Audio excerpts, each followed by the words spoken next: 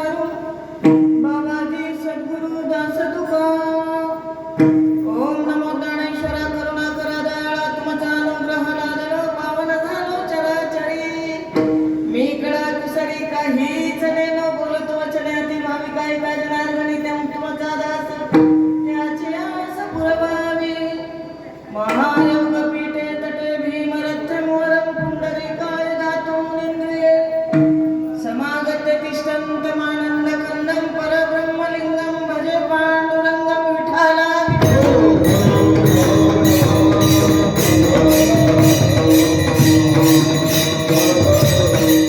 आवडे देवाशी तो ऐका प्रकार नामाचा उच्चार रात्रंदिवस.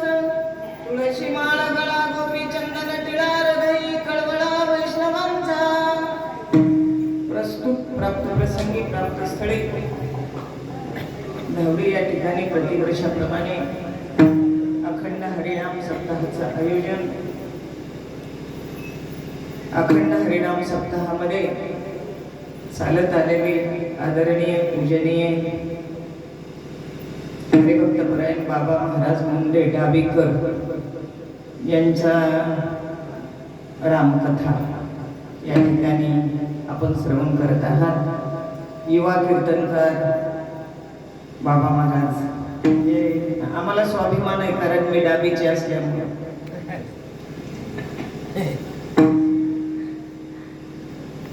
कथेचा 5वा दिवस आणि अखंड हरिनाम सप्ताहाचा 5वा दिवस. तारीख आहे आज 5, महिना आहे 5वा, साल आहे 2025 आणि भगवंताला आवडतात 5 गोष्टी. लक्षात येते ना? हा. मग हे सगळं 5 5 5 5 येतं म्हणून मी 5 आवडत्या गोष्टी का सांगू नये हा विचार केला. आवडे देवाशी तो ऐका प्रकार या अभंगावर चिंतन करण्यापूर्वी धावडीकर मंडळीने पूर्ण संयोजकांनी मला एक महिलेला आपल्या सेवेची संधी दिली. त्याच्यामुळे प्रथम धावडीकरांचे पूर्ण संयोजकांचे आभार मानते. विशेष करून आज महिला मंडळी टाळ घेऊन उभे पण थोडं शिस्तीत उभं असं सरळ लाईन करा. पुरुष मंडळी कसे शिस्तीत उभे आहेत तसे म्हणजे मी दिसत नाही म्हणून तुम्ही त्यांना मी दिसली पाहिजे म्हणून ते असं पुढे येतात. करू आपण सोय करू. या महाराज आनंद महाराज तिकडे इकडे तुमचं माईक घेऊन इकडे या. गायकी महाराज माईक वाले इकडे या. दादा तुम्ही सगळे इकडे या माईक. वा वा शाबास. सगळ्या महिला दादांच्या पाठीमागे उभ्या आणि त्यांच्याकडे बघूनच टाळ पण वाजवायचं. त्यांच्या टाळ्या पूर्ण महिला दिसले पाहिजे. सिस्टीम बिघडत असणार आहे. उपस्थित असणाऱ्या महिला भजनी मंडळ मावटण्याच्या आल्यात का महिला? केंद्रेवाडी, डोंगर पिंपळा आणि धावडी या 3 गावच्या महिला आहेत. महिलांना धन्यवाद. नंतर उपस्थित असणारे आमचे आदरणीय आमचे बंधू आनंद महाराज शेठ, तसेच मगरवाडीकर, तसेच आमचे दुसरे मृदंग वादक आहेत पिंपळ्याचे केंद्रे बाबा, गोविंद बाबाच्या नंतर हे केंद्रे बाबा, बळीराम बाबा, नंतर आमचे अण्णा आहेत, नंतर ही 2 जोडी राजेवाडीचे आहे. अतिशय आनंद आहे. नंतर दादांचा परिचय केंद्रेवाडीकर. इकडे सर्व म्हणजे ज्यांचं नाव घेतलं नाही आसवला आसरडो. वा वा वा छान. विनेकरी इथले. नंतर उत्कृष्ट असे मृदंगवादक महाराष्ट्रात प्रख्यात असणारे म्हणजे आदरणीय ज्यांचा ताल म्हणजे हात आहे, बरोबर आहे का, असे ताल शिरोमणी आमचे उत्तरेश्वर महाराज. उपस्थित असणारे समाजासमोर बसणारे पूर्ण श्रोते मंडळी यांच्या चरणी मनोभावे वंदन करते. विशेष करून आज आदरणीय आमचे जे गोविंद बाबाच्या गादीवर मठाधिपती म्हणून आदरणीय परमपूजनीय ज्यांना आपण गोविंद बाबा म्हणूनच पाहतो असे विष्णू महाराज त्यांच्या आई म्हणजे आपल्या सर्वांच्या आई साहेब आणि दादाश्री या ठिकाणी कीर्तन ऐकायला आवर्जून उपस्थित आहेत. म्हणजे बसू शकत नाही, ते आजारी असतात तरी पण प्रेम इथपर्यंत ओढून आणतं. या सर्वांच्या चरणी मनोभावे वंदन करते आणि चिंतनाला सुरुवात. विठ्ठल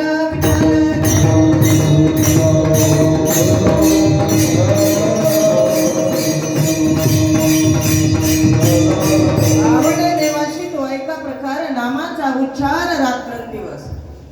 प्रस्तुत प्राप्त प्रसंगी जो अभंग निवडलेला आहे तो अभंग पैठण निवासी शांती ब्रह्म एकनाथ महाराज, ज्या एकनाथ महाराजांना आपण संत, शांत आणि श्रीमंत या तिन्ही पदव्या आपल्या वारकरी संप्रदायाने बहाल केल्यात. फक्त एकनाथ महाराजांना, बाकी कुठल्याच संतांना या तिन्ही पदव्या प्राप्त नाहीत.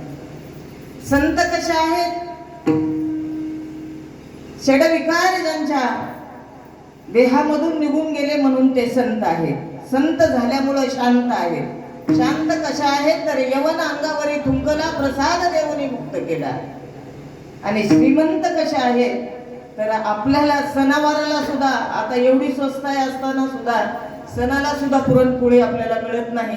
पण त्या काळामध्ये 750 वर्षापूर्वी, जवळजवळ 800 वर्षापूर्वी श्रीमंत असणारे माझे शांतीब्रह्म एकनाथ महाराज यांच्या घरी दररोज पुरणपोळीचा नैवेद्य पांडुरंग परमात्म्याला समर्पित होता म्हणून ते श्रीमंत आहे.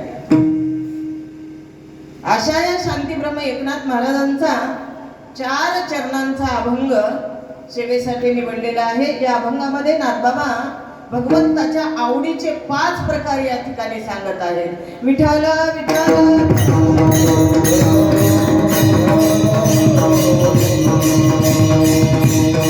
भगवंताच्या आवडीचे प्रकार पाहण्याऐवजी आधी आपल्याला तुमची आमची आवड बघावं लागेल. पूर्वी टीव्हीवर एक चॅनल होता, आवड आपली आपली, आकाशवाणीवर होतं. तशी आवड आपली आधी बघावं लागेल आपल्याला, नंतर संतांची आवड पाहावी लागेल, नंतर भगवंताची आवड पाहावी लागेल. आपण म्हणजे आपण कोण? आपण म्हणजे एक सर्वसामान्य जीव, प्रापंचिक जीव आहोत आपण. या प्रत्येक जीवाला एकच आवडतं महाराज. प्रपंचातलं काय? संगोपन आवडतं. त्याच्यामधल्या 2 वस्तू महत्वाच्या आवडतात. कुठलं? वाढावे संतान, ग्रही व्हावे धनधान्य.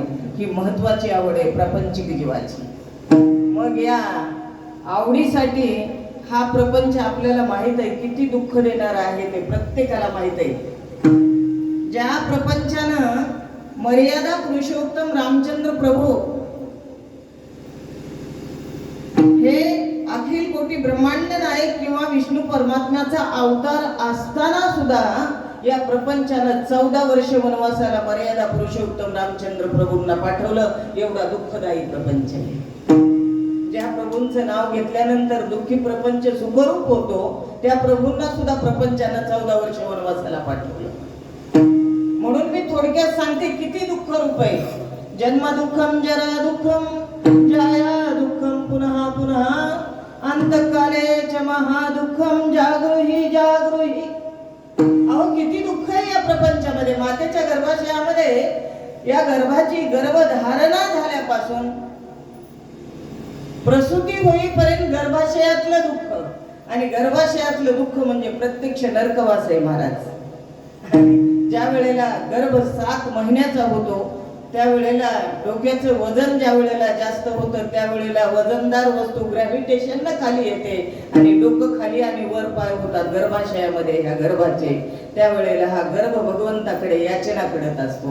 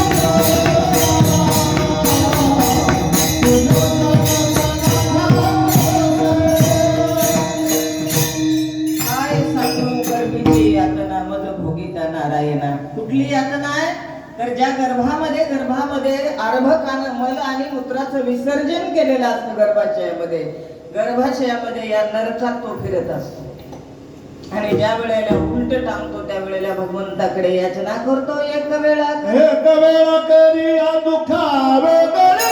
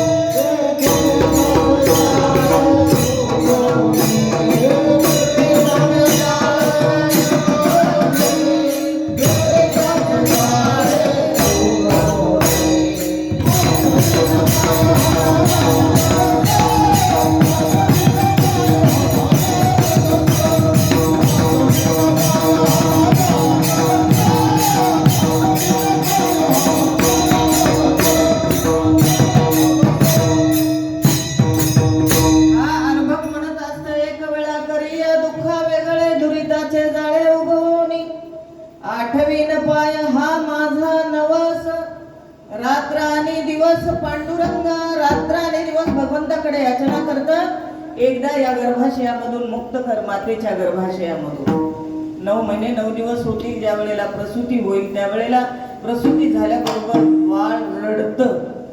जेव्हा बाळ रडतं तेव्हाच आपल्या चेहऱ्यावर हसू येतं. जोपर्यंत बाळ रडत नाही जन्मलेलं तोपर्यंत आपल्या चेहऱ्यावर रडू असतं, चिंता असते, दुःख असते. पण बाळ रडतं त्यावेळेला पहिल्या शब्दामध्ये कुठला शब्द असतो त्याचा? कोहम कोहम. मी कधी बोललो इथपासून पाप करायला सुरुवात झाली, खोटं बोलायला सुरुवात झाली. म्हणजे गर्भाशयात याचना होती देवाकडे, देवा मला एकदा या नरकातून बाहेर काढ. पण जन्म झाल्याबरोबर उपकाराची फेड अपकाराने म्हणतात याला. देवा मी असं म्हणलोच नव्हतो, खोटं बोलायला सुरुवात झाली, इथून पाप करायला सुरुवात झाली. आणि पाप हे दुःखाला कारणीभूत आहे आणि पुण्य हे सुखाला प्रसवत असतं. पुण्य सुखाला प्रसवतं, बरोबर आहे. आणि पाप हे दुःखाला प्रसवत असतं. पाप हे दुःखाला प्रसवत असतं. मग एवढा दुःखरूप असणारा प्रपंच असताना सुद्धा आपल्याला किती आवडतो याची मर्यादा आपण सांगू शकत नाही. अहोरात्र प्रपंचाबद्दलच विचार चालू आहेत आपले, बाकी कसलेच विचार चालू नाही. स्वप्न सुद्धा दिवसभर जे प्रपंचातले विचार केले त्या प्रपंचातल्या विचाराचं स्वप्न ही माणसाला पडतं. म्हणजे हे सायस चालू आहे. मला एक म्हणायचंय, जे आपल्या बरोबर येणार नाही त्याच्यासाठी अहोरात्र सायस चालू आहे प्रपंचातल्या वस्तूबद्दल. पण जे आपल्या बरोबर पुण्य येणार आहे, जे संपत्ती येणार आहे, आपलं स्वतःचं हित, जे धन अविनाशी ध्यान जे आपल्या बरोबर येणार आहे त्याचे सायस, त्याचे प्रयत्नाला आपण कमी पडतोय. ही आपली आवड सांगते. आता संतांची आवड जर पाहिजे असेल तर आपल्यापेक्षा उलटी आहे संतांची आवड. आपल्यापेक्षा उलटी आहे. संत मात्र प्रपंचामध्ये दिसतात पण संगोपन मात्र परमार्थाचं चालू असतं. आपलं उलट आहे बरं का महाराज. आपण दिसतो इथं पण संगोपन आपलं प्रपंचाचा चालू आहे. हा आपला फरक आहे त्यांच्यामध्ये आणि आपल्यामध्ये. स्पष्ट बोलते मी, त्याच्यामध्ये मी पण आले. म्हणजे तुम्हाला म्हणत नाही मी, ती महिला कीर्तनकार असो किंवा पुरुष कीर्तनकार असो, कितीही मोठा वक्ता असो, त्याचं मात्र संगोपन प्रपंचाचं चालू आहे हे प्रत्येकाला मान्य करावं लागेल महाराज. मग खरे संत जे आहे ते खऱ्या संतांनी प्रपंचाचं संगोपन केलं नाही, परमार्थाची पताका आकाश पंताला नेऊन बिडवली माझ्या तुकोबारायांनी. म्हणून तुकोबारायांचं नाव आजही अजरामर आहे. आणि किती उंच आहे, किती उच्च कोटीला आहे. अहो फक्त तुकोबारायांचं नाव घेतल्याबरोबर सुद्धा यमाला चळकाप सुटतो, थरथर.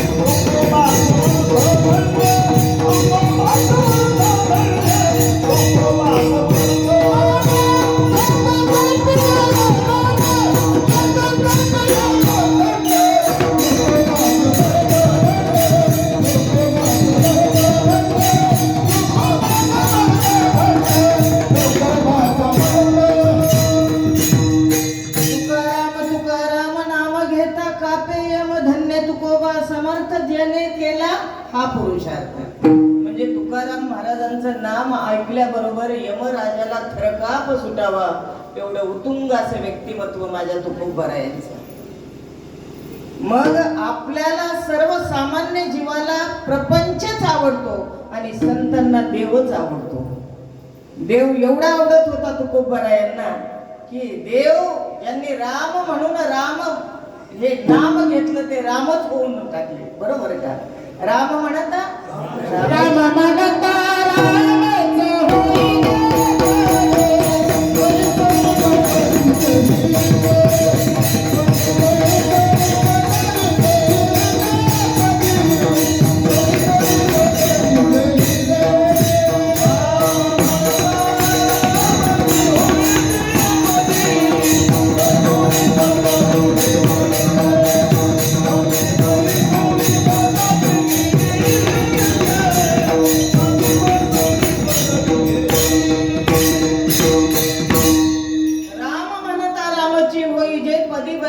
पदवी घ्यायची. म्हणजे राम असं म्हणावं, राम राम किंवा नामस्मरण असं करा की तुका म्हणे आळी जीवे न उरेची वेगळी.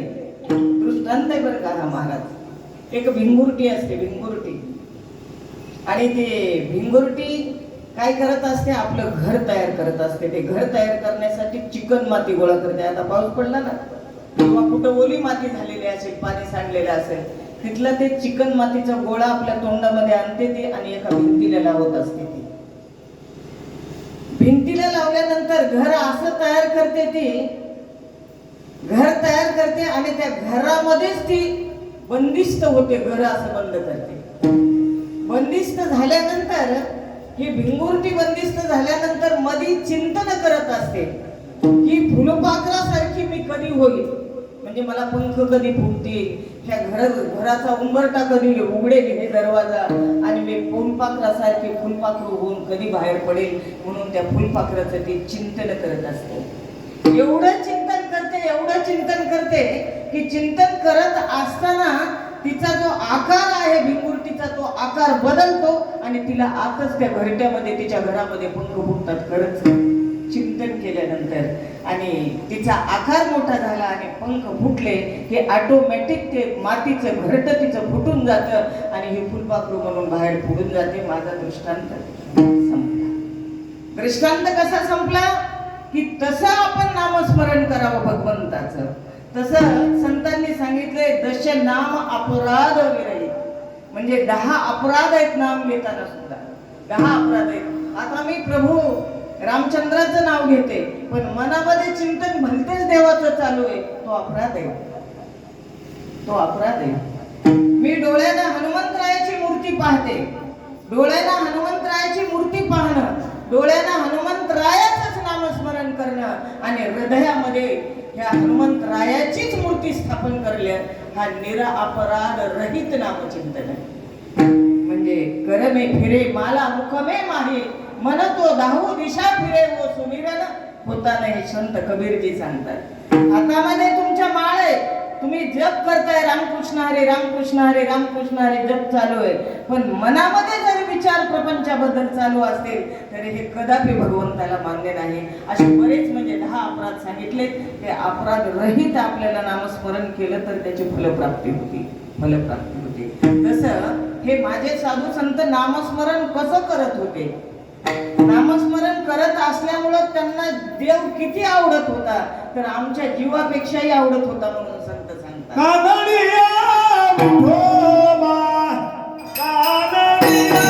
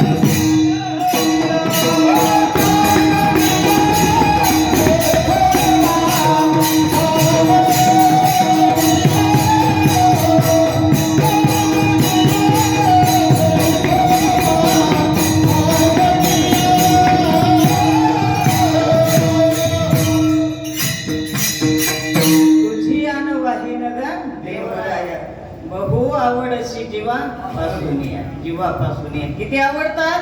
तेही प्राणा परवते मज आवडती निरुते जे भक्त चरित्राते प्रशंसिती. संतांना देव जेवढा आवडतो तेवढे संत देवाला आवडतात. संत देवाला आवडतात. मग किती आवडतात? माझ्या जीवीची आवडी पंढरपुरात नेही पुढी. माझ्या माझ्या जीवीची आवडी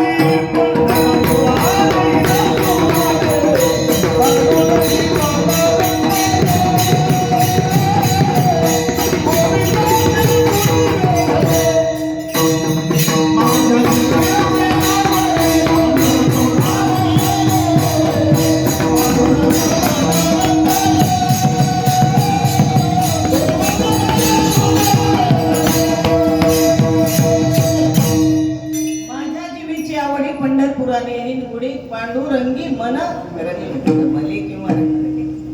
मग किती रंगले? नवविधा भक्तीचे नवरंग सांगितले. त्याच्यापैकी माणसाला फक्त भक्तीचा एकच रंग लागावा. काय बोलते मी? भक्तीचा एकच माणसाला एकच रंग लागावा. भक्ती कशी करावी ती म्हणजे देव जर प्राप्त करायचा असेल तर फक्त साधनं गोळा करून देवाची प्राप्ती होत नाही. अनेक साधनं गोळा करा तुम्ही, लाखो साधनं गोळा केले तरी भगवंताची प्राप्ती होत नाही. नाना साधनाच्या केल्या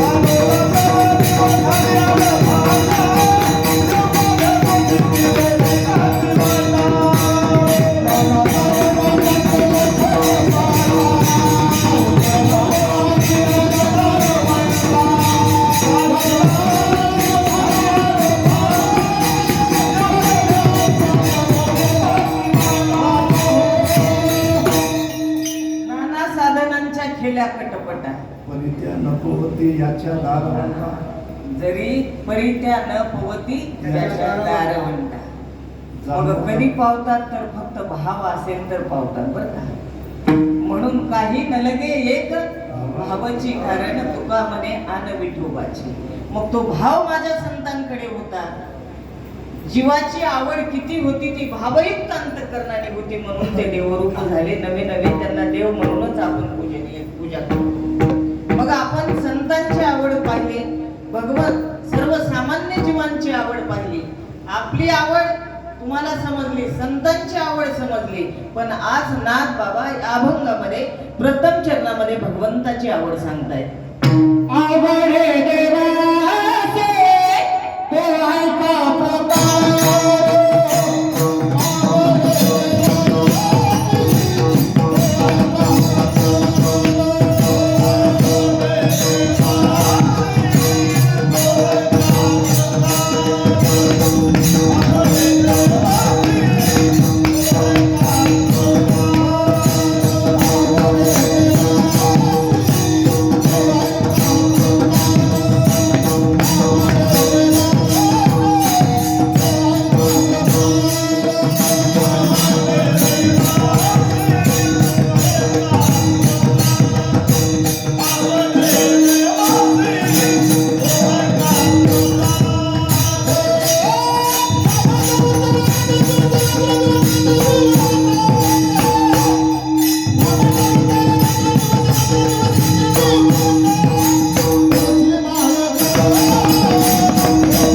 Oh,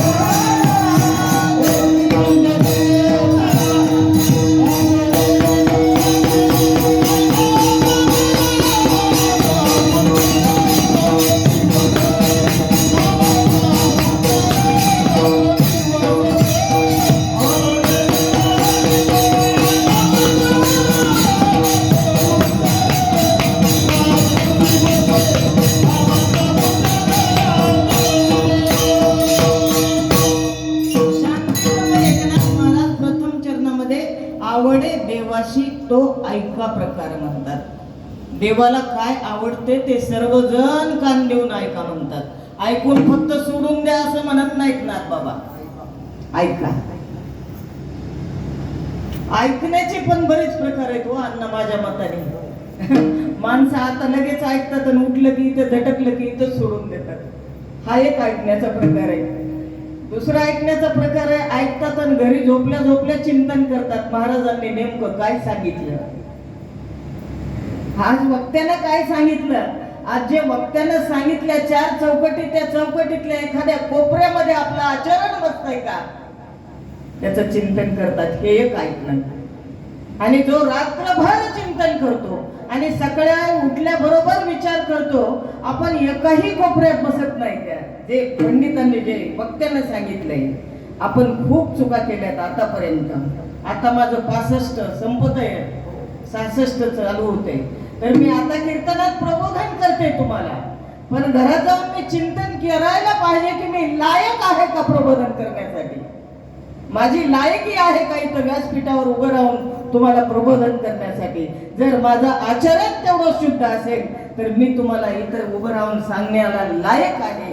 तसं जे महाराजांनी सांगितलं तसं एखाद्या चौकटीत मी बसतोय का.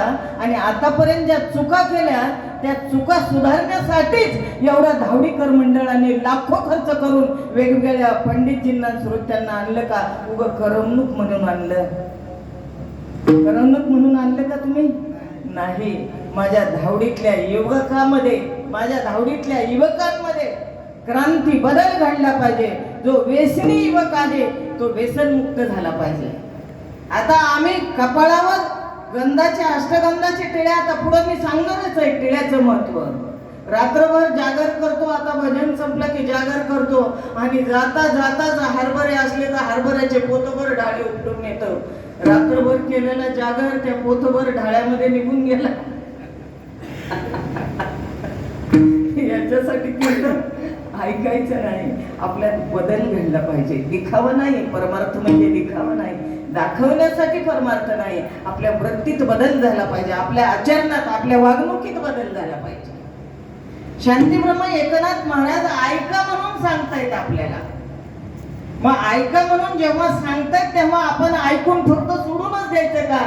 इथं हातपाय कपडे झटकले की का घरी जाऊन चिंतन करायचं आणि सकाळी उठलं की चिंतनही सुटलं ऐकणंही सुटलं का. आपल्या आचरणात बदल करायचा आहे. तो उत्कृष्ट स्रोत आहे. जो ऐकतो चिंतन करतो आणि आपल्या आचरणात बदल करतो तो उत्कृष्ट स्रोत आहे. सगळ्यात उत्कृष्ट स्रोत आहे की मी आता इथून पुढं आयुष्यभर ज्या चुका केल्या होत्या ना आतापर्यंत आता उद्यापासून ती एकही चूक माझ्या शेवटच्या श्वासापर्यंत करणार नाही. याला खरं ऐकणं म्हणतात. याला उत्तम श्रोता म्हणतात. मग ऐका म्हणतायत माझे नाथ बाबा. ऐका म्हणतात नाथ बाबा. आणि या ठिकाणी नाथ बाबा भगवंताची आवड सांगतायत. म्हणजे ऐका भगवंताची काय आवड आहे.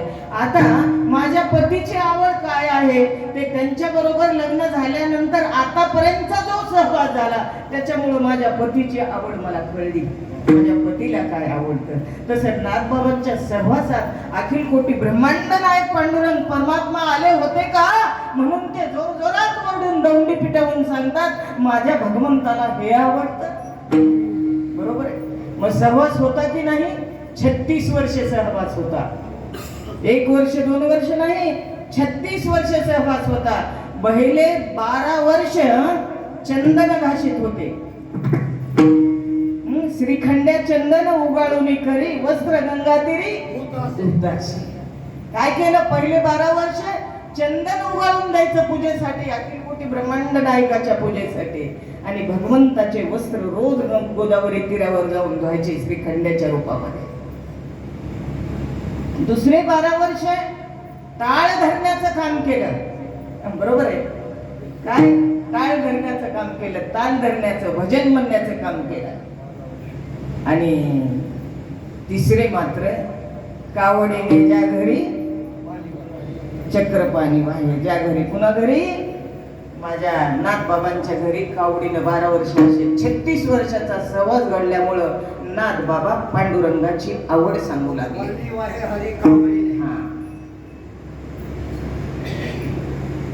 पायी हरी कावडीने निळोबरायांचा अभंग येतो निळोबरायांचा. मग अशा 36 वर्षे सहवास घडल्यामुळं नाथ बाबा म्हणू लागले की देवाला काय आवडतो ऐका हो. काय आवडतं? प्रथम चरणामध्ये उत्तरार्धामध्ये सांगितलं.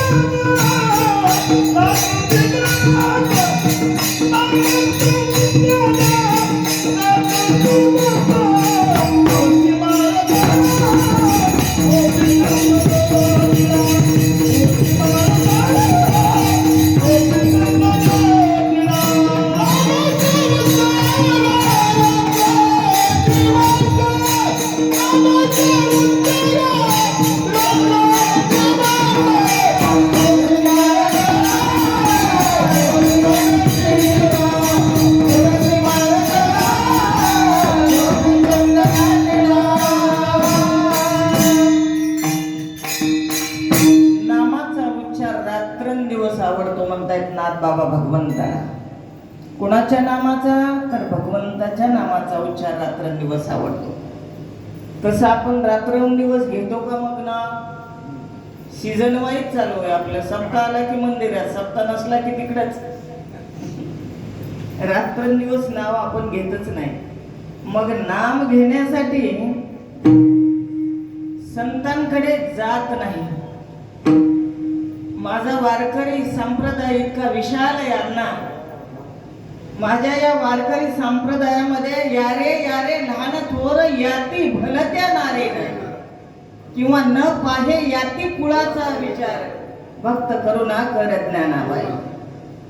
जातवित बोत कुळशीळ मात म्हणजे का त्वरित भावना. म्हणजे इथं जातीभेद नाही. कुठल्याही जातीचा, कुठल्याही पंथाचा, कुठल्याही धर्माचा, कुठल्याही वयाचा, ती स्त्री असो तो पुरुष असो, सर्वांना सारखा अधिकार आहे नाम घेण्याचा. जाती धर्म नाही विष्णू माझा निर्णय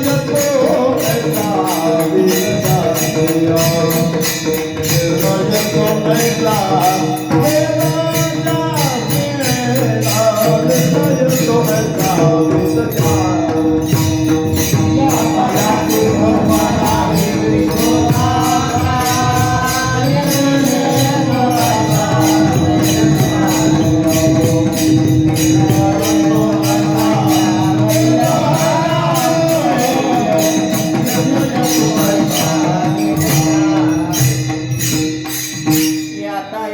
धर्म नाही विष्णुदासा निर्णय तो ऐसा वेदशास्त्री. वेदशास्त्रांनी निर्णय दिलेला आहे, वेदांनी आणि शास्त्रांनी, की इथं जाती भेद नाही, स्त्री पुरुष हा सुद्धा भेद नाही. मग सगळ्यांनी घ्यायचं. म्हणून माझ्या चोखोबा महाराजांना अग्रगण्य स्थान आहे पंढरपुरामध्ये. एकदा काय झालं, लाडके लढीवाळ भक्त जसे नामदेव राया पांडुरंग परमात्म्याचे अखिल कोटी ब्रह्मांड नायकाचे लाडके भक्त तसे चोखोबा आहे लाडके भक्त.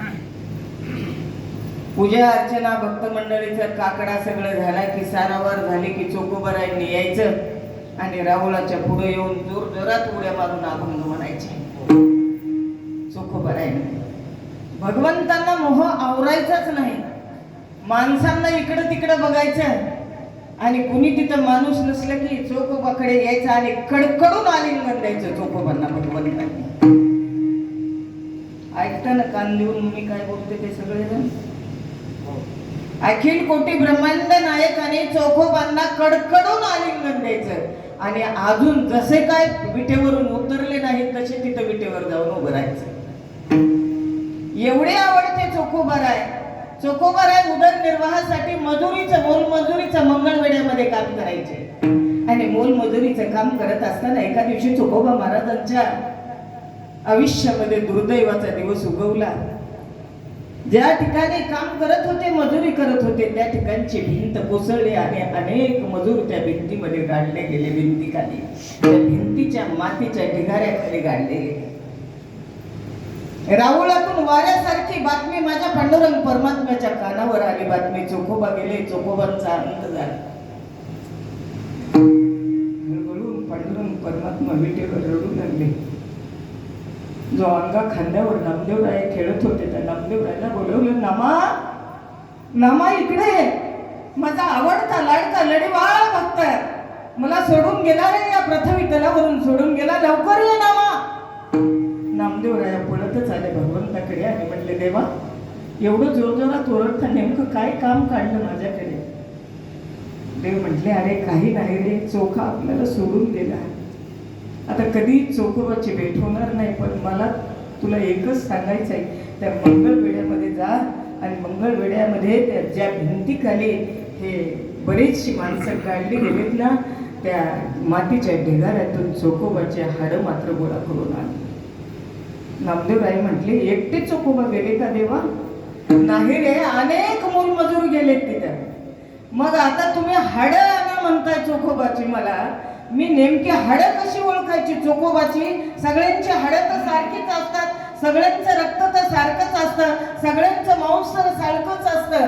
चोखोबाची हाडे कशी ओळखू? त्यावेळेला भगवंताने सांगितलं, अरे नामा तुला अजून कळलंच नाही का रे?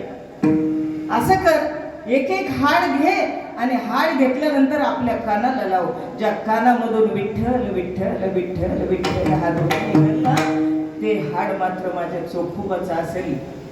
ते हाड तुझ्या पितांबरामध्ये, पितांबर स्वतःचा फाडून दिला होता भगवंताने, त्या पितांबरामध्ये हस्ती गोळा करून आणण्यासाठी सांगितल्या होत्या. नामदेवरायांनी प्रत्येक हाड घ्यायचं, कानाला लावायचं.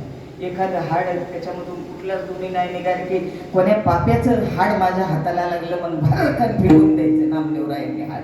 आणि ज्या हाडामधून, ज्या बोनमधून विठ्ठल विठ्ठल ध्वनी निघत असेल, ते हाड मात्र पितांबरामध्ये गोळा करायचं. अशी नामदेवरायांनी चोखोबाची पूर्ण हाडी गोळा केली, गाठोडं बांधलं आणि धावतच भगवंताकडे आले. कुठं? विठ्ठलाच्या पांडुरंगाकडे. देवा, देवा हे घ्या चोखोबांचे हाडे. ओळखू आले का नामा तुला? हो देवा, तुम्ही जो सांगितला ना प्रयोग, तोच प्रयोग केला. आणि ज्या हाडामधून विठ्ठल विठ्ठल ध्वनी निघला तीच हाडं मी आणले. एखाद्याही पाप्याचं एकही हाडाचा तुकडा सुद्धा मी इकडे आणलेला नाही. ज्या तुकड्यातून ध्वनी निघत नव्हता ना, ती पाप्याची हाडं म्हणून तिथंच भिरकावून टाकली आणि मी घाटोडं बांधून आणलं. भगवंताने ते घाटोडं घेतलं आणि आपल्या हृदयाला लावून रडू लागले, भोगसू भोगसू. मौसाचे रूप हाडे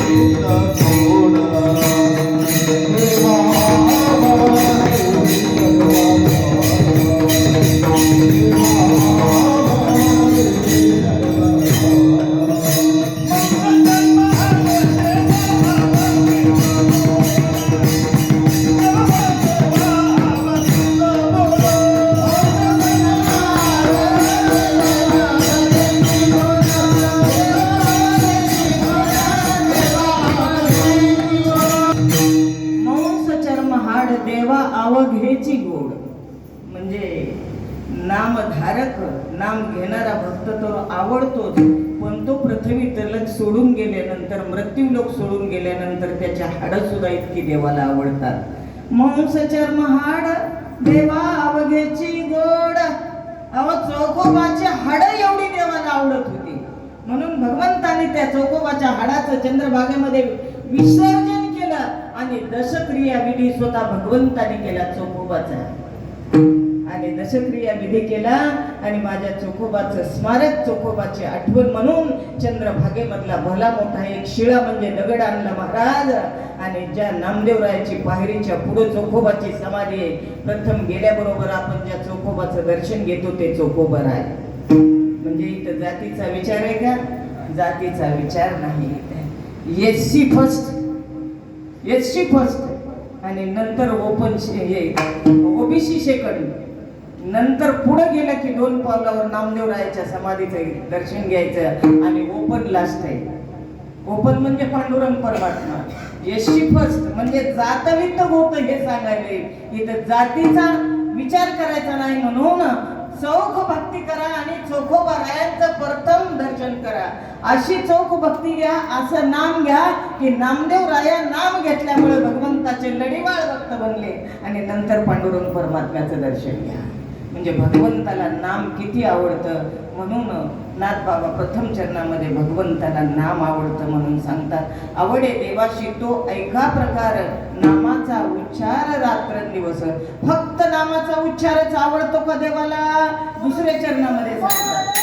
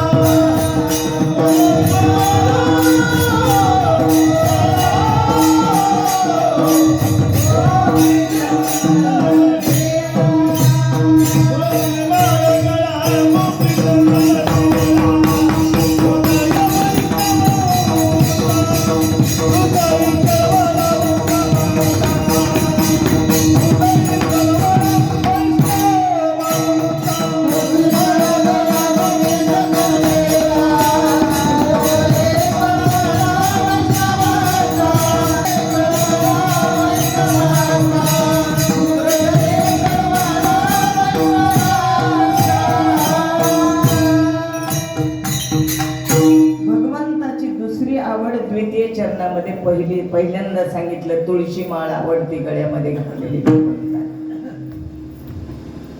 खरं पाहिलं तर आपण 4 कोटीचं घर बांधतो महाराज. बरेच जण सर्व सुखसुविधा करतो, फक्त देवाच्या देवघराची जागा विसरतो माणूस. किचन मोठा पाहिजे, बरोबर आहे. बेडरूम मोठी पाहिजे, 2 बेड बसले पाहिजे. नंतर स्नानगृह मोठं पाहिजे, जसं काय झोपून स्नान करायचंय त्याच्यामध्ये. टपची पण सोय नव्हता. ते आपल्या डोक्याच्या बाहेरच आहे तो विषय. इथे बसलेल्या पैकी नाही. दारामध्ये 4 व्हीलर व्यवस्थित बसली पाहिजे. आणि सगळं काही बांधून झाल्यानंतर वास्तुशांतीला एखाद्या महाराजांना बोलवलं की एखाद्यानं असल धार्मिक असल उत्कृष्ट उत्तम व्यवहार करून धन कमवलेला तर एखादा वास्तुशांतीला कीर्तन ठेवतो महाराजांचं. कीर्तन ठेवलं, कीर्तन झालं की तो यजमान म्हणत असतो, महाराज तुमचे पाय लागू द्या ना मध्ये आमच्या उंबरठ्याला. प्रत्येक खोली फिरून दाखवतो ते महाराजांना, यजमान म्हणजे ज्यांनी कीर्तन ठेवलं ते. आणि प्रत्येक खोली फिरून दाखवल्यानंतर बाहेर आल्यानंतर महाराज देवघरालाच जागा करायची विसरली, कुठं करायचं देवघर हा प्रश्न विचारतो.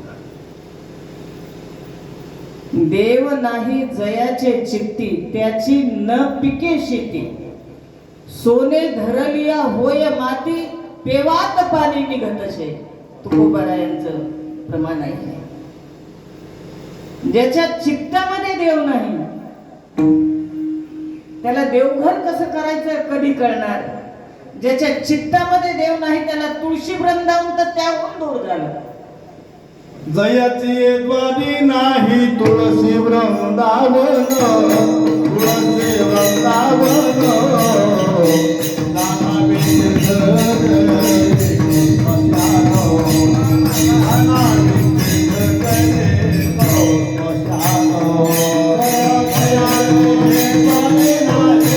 स्मशानो.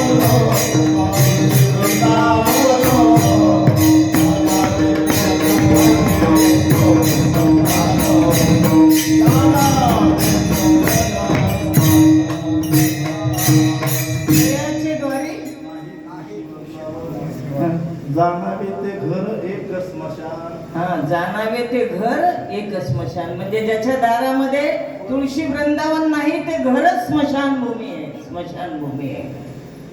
पण ज्याच्या दारात तुळस असेल त्याचं काय. तुळशी असे ज्याचे घरी लक्ष्मी वास करीत तया घरी लक्ष्मी वास करते. ज्याच्या दारामध्ये तुळशी वृंदावन आहे त्याच्या घरात लक्ष्मी वास करते. आणि ज्याच्या दारात तुळशी वृंदावन नाही ती स्मशानभूमी आहे. एवढं कळलं तरी बस झालं, भरपूर झालं एवढं तुळशी बद्दल. मग हे तुळशीची माळ ज्याच्या गळामध्ये आहे तो भक्त देवाला आवडतो, तुळशी आवडते. मग तुळशी का प्रिय आहे, का प्रिय आहे तुळशी. तर आता ती वृंदेची कथा आणि तुळशीची कथा सांगू आपण पुढे. त्याला 10-15 मिनिट लागतील ती कथा सांगायला. पण ज्याने आपल्या गळ्यामध्ये तुळशी माळ प्रदान केली त्याने जीवाचा पती करून घेतला हे कळलं तरी भरपूर झालं. देहाचा पती जेव्हा कळून घेतो, जेव्हा ब्राह्मण बुवा आपलं लग्न लावतात, बरोबर आहे का, त्यावेळेला पतीच्या नावचं एक मंगळसूत्र स्त्री घालत असते. ते पती त्या स्त्रीच्या गळ्यामध्ये मंगळसूत्र घालतात आणि मंगळसूत्र परिधान केल्यानंतर तिला पतीचं नाव घ्यायला लावतात. मंगळसूत्र परिधान केलं की ती सौभाग्यवती त्या पतीचं एकदाच नाव घेते. लाजून मुरडून 10 वेळेला विनंती केल्यानंतर पण एकदाच नाव घेतलं की तिला आयुष्यभर सांभाळण्याची जबाबदारी त्या पतीवर येते. जरा लक्ष देऊन ऐका मी काय बोलते ते. एकदाच नाव घेतल्यानंतर पत्नीनं त्या पत्नीची सांभाळण्याची जबाबदारी आयुष्यभराची पती घेतो. तर जो जीवाचा खरा पती आहे त्या जीवाच्या पतीचा आपण आयुष्यभर नाव घेतलं तर तो आपल्या जीवाची जबाबदारी का घेणार नाही. तुझी चिंता त्या सर्व आहे, सर्व आहे. तुझी चिंता त्या सर्व आहे.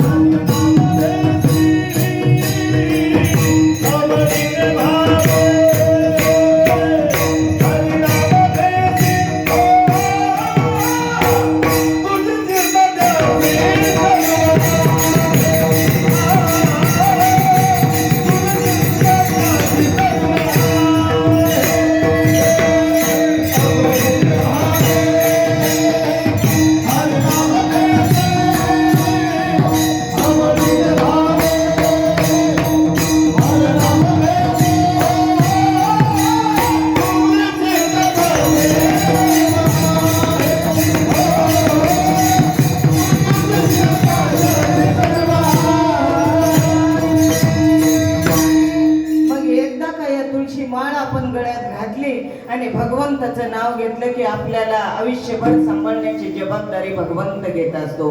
म्हणून मागे पुढे उभा राहिले सांभाळीत आली आघात निवाराया, म्हणून तो आपली जबाबदारी घेत असतो. आणि तिसरी आवड सांगितली गोपीचंदन टिळा. गोपीचंदनाचा टिळा आपल्या मस्तकावर, वारकऱ्याच्या मस्तकावर असत जावा. कसा लावायचा महाराज? ऊर्ध्व पुंड्र भाळ, कंठी शोभे माळ, कापिजे कळिकाळ तया भेने. उभा टिळा लावायचा गोपीचंदनाचा. गोपीचंदन म्हणजे काय नेमकं, आणि ते का लावायचं, लावल्यानंतर काय फरक पडतो? वृंदावनामध्ये कुणी गेलं असेल तर ज्या ब्रजवासी ज्या वृंदावन मध्ये यमुना नदीच्या किनाऱ्यावर ज्या ठिकाणी गोपींनी रासक्रीडा केली, ज्या ठिकाणी भगवंत परमात्म्याने अनवाणी पायाने गोपालन केलं, गायी राखण केलं, त्यांच्या पायाचे रजकन म्हणजे त्याला गोपीचंदन म्हणत असतात. मग गोपीचंदन कपाळावर नेमकं लावल्याने काय होतं, तसं 32 ठिकाणी लावायचंय बरं का. हा 32 ठिकाणी टिळा लावायचा आहे. म्हणजे आता ते 32 ठिकाणं नंतर सांगू, कधीतरी वेळ मिळाल्यानंतर नक्की सांगू. मग हा कपाळावर का लावायचा, तर एकदा काय झालं, अखिल कोटी ब्रह्मांड नायक यांचं डोकं दुखू लागलं. खूप ताप आला होता भगवंताला. तापानं फणफणत होते, डोकं दुखू लागलं. अनेक वैद्यांना बोलवलं, पण वैद्यांनी सांगितलं, अनेक उपचार केले तरी भगवंताचं डोकं दुखायचं काही थांबत नाही. फक्त त्याच्यावर एकच औषध आहे की भगवंताच्या भक्ताच्या पायाखालची माती आणून जर भगवंताच्या कपाळावर लेप दिला तर भगवंताचं डोकं दुखणं ताबडतोब थांबत. नारदांनी ही गोष्ट ऐकली आणि भगवंताला म्हटले, देवा मी 3 ठिकाणी गमन करतो, स्वर्ग मृत्यू पाताळामध्ये तुमच्या नामाचा जयघोष करतो. मी एका मिनिटामध्ये तुमच्या भक्ताच्या पायाखाली माती आणतो. जेवढे भक्त होते तेवढ्या भक्ताकडे नारदजी गेले आणि म्हटले, बाबा भगवंताचं डोकं दुखतंय आणि औषध म्हणून तुमच्या पायाखालची माती भगवंताला पाहिजे. प्रत्येक भक्त म्हणला, आम्ही माती देणार नाही, आम्ही माती देणार नाही. भगवंताचं नाम याच्यासाठी घेतोय की आम्हाला काय मिळावा, स्वर्गवास मिळावा. जर आमच्या पायाखालची माती भगवंताच्या कपाळाला लावली तर आम्हाला नरकात जावं लागेल, या भीतीनं कुठल्याच भक्ताला पायाखालची माती दिली नाही. नारदजी रिकाम्या हाताने, अनवाणी पायाने गेलेले नारदजी रिकाम्या हाताने आले आणि भगवंताला म्हणू लागले, एकही भक्त तुमच्यासाठी औषध द्यायला तयार नाही. औषध म्हणजे पायाखालची माती. अरे नारदजी, तुम्ही गेलात पण चुकीच्या ठिकाणी गेलात. त्रिलोक्यामध्ये गमन करून उपयोग काय? ज्या ठिकाणी माझ्या गोपी वास करतात, ब्रजवासी, त्या गोपींना जाऊन तुम्ही विचारलं का? नाही, नेमकं तिथंच नाही गेलो म्हणले. म्हणजे जिथं जायचंय तिथं नाही, नको तिथं गेलो म्हटले. मग तिथं जा म्हटले. आणि माझी जी राधाराणी राहते ना, त्या राधाराणीला विचारा, सांगा भगवंताचं डोकं 2 दिवस झालं दुखतंय, व्याकुळ आहे भगवंत, हेडेक होते, डोकं दुखतंय म्हणून, त्याच्यासाठी औषध पाहिजे. काय पाहिजे? पायाखालची माती पाहिजे. किती पाहिजे नारदजी? 1 टोपलं पाहिजे का 2 टोपलं पाहिजे? घ्या. अहो राधाराणी साहेब, तुम्ही 2 नाही पोतभर द्याल, पण माती पायाखालची दिल्यानंतर परिणाम काय होतो ह्याचं तुम्हाला गणित माहित आहे का? काय होतो परिणाम? नरकात जावं लागेल तुम्हाला, नरकात जावं लागेल. नारदजी म्हणू लागले. त्यावेळेला राधाराणी म्हटली, जर माझ्या भगवंताचं डोकं दुखायचं राहत असेल तर एकदा नरकात नाही, 1000 वेळा मी नरकात जायला तयार आहे, पण माझ्या भगवंताचं डोकं दुखणं आणि भगवंताचं दुःख मी पाहू शकत नाही. त्याला म्हणतात भक्त, याला म्हणतात भक्त. त्या गोपीच्या रजकणाची, राधेच्या पायाच्या रजकण आणले आणि भगवंताच्या कपाळाला त्याचा लेप दिल्याबरोबर भगवंताचं डोकं दुखायचं थांबलं. माझा दृष्टांत संपला. त्याला गोपीचंदन म्हणतात. मग ज्या भगवंताचं डोकं दुखणं गोपीचंदनामुळं राहतं, गोपीच्या पायाच्या रजकणामुळं राहतं, तेच गोपीचंदन दररोज ऊर्ध्वपुंड्र आपल्या कपाळाला लावलं तर या संसाराच्या तापानं तापलेलं देह आणि तापलेला शरीर शीतल का होणार नाही? म्हणून ऊर्ध्वपुंड्र आपण लावलाच पाहिजे. वारकऱ्यांचं हे खून आहे, बाह्य अंगी लक्षण आहे वारकऱ्याचं, हे बहिरंगाने वारकरी ओळखता येतो. म्हणून ऊर्ध्वपुंड्र भाळ कंठी शोभे माळ. आणि चौथा जो प्रकार सांगितला, काय सांगितला? हृदयी कळवळा वैष्णवांचा. किती कळवळा असावं वैष्णवाबद्दल. जशी माय आपल्या लेकरावर प्रेम करते ना, तशी वैष्णवाबद्दल प्रेम केलं पाहिजे. वैष्णवावर नव्हे तर प्रत्येक जीवावर हा संत प्रेम करत असतो. कारण जगाच्या कल्याणा संताच्या विभूती, देह कष्टविती परोपकारे. म्हणजे तुका म्हणे गुण चंदनाचे अंगी तैसे तुम्ही जगी संत जन. संत हे जगाच्या कल्याणासाठी उपकारासाठीच आलो घर जावं गुण. म्हणजे येथे उपकारासाठी आम्ही फक्त भगवंता उपकार करण्यासाठी या ठिकाणी आलेलो आहेत असे या ठिकाणी माझे शांती ब्रह्म एकनाथ महाराज द्वितीय चरणामध्ये सांगतात की हृदयी कळवळा वैष्णवांचा. मग अजून चौथी आवड कुठली सांगितली? पाचवी आवड तिसऱ्या चरणामध्ये आषाढी कार्तिक